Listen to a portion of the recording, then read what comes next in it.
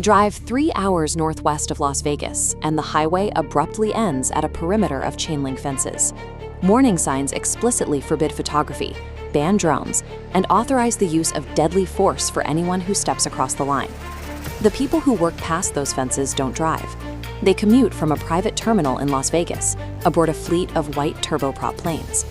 Curious, the aircraft carry a red stripe down the side, but absolutely no identifying logos or names. Yet, despite thousands of employees making this flight daily and a physical footprint the size of Connecticut, the United States government spent over half a century refusing to admit this place was real. You had armed guards, a strictly enforced perimeter, and heavily scheduled daily flights leading to an area that officially did not exist. When an official explanation is completely absent, people naturally begin searching for their own. Soon, locals and commercial pilots began calling in bizarre reports. They were seeing bright, metallic objects hovering over the Nevada desert, moving in ways that defied physics. These shapes would accelerate violently, make silent right-angle turns, and vanish completely into the night sky. And these weren't isolated incidents. The reports poured in continuously throughout the 1950s and 60s.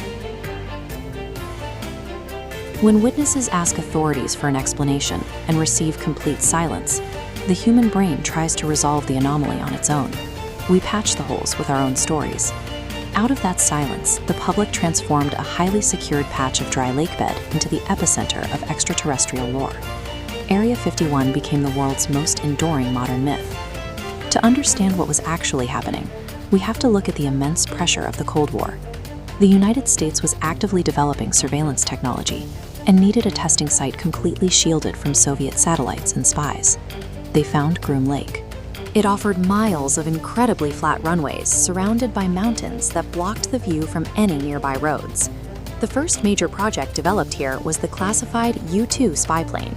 With its massive wingspan and stark metallic fuselage, it looked completely alien compared to the propeller planes of the era.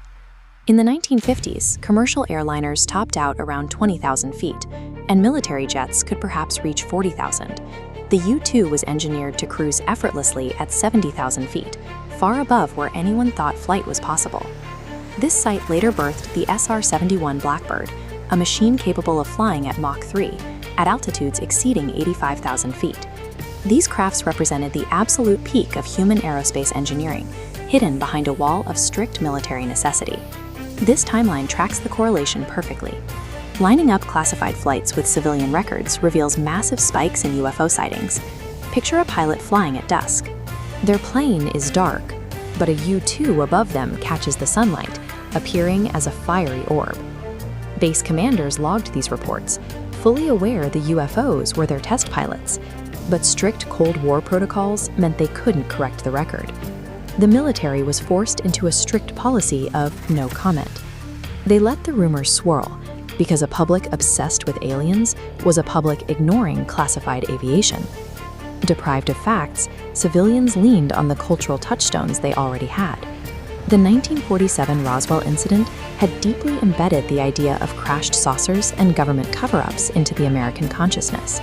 The alien myth emerged as a rational attempt to categorize bleeding-edge technology that the government simply refused to explain.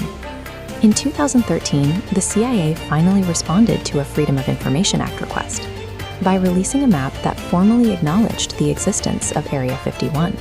The declassified documents laid out the history of the U-2 and Oaks CART programs in vivid detail. They confirmed the aircraft testing.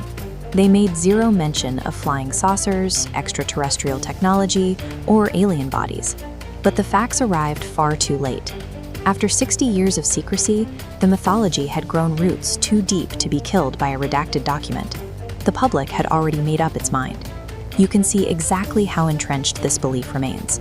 In 2019, millions of people RSVP'd to an internet joke about storming the gates of Area 51, drawing thousands in alien costumes out into the desolate Nevada heat. Beneath the absurdity of the memes and the costumes, the event highlighted a genuine human desire. People are still looking for answers to a mystery that, technologically speaking, has already been solved. The government built Area 51 to hide their greatest engineering achievements. But by relying on absolute silence, they accidentally engineered a self-sustaining myth. that will never truly fade.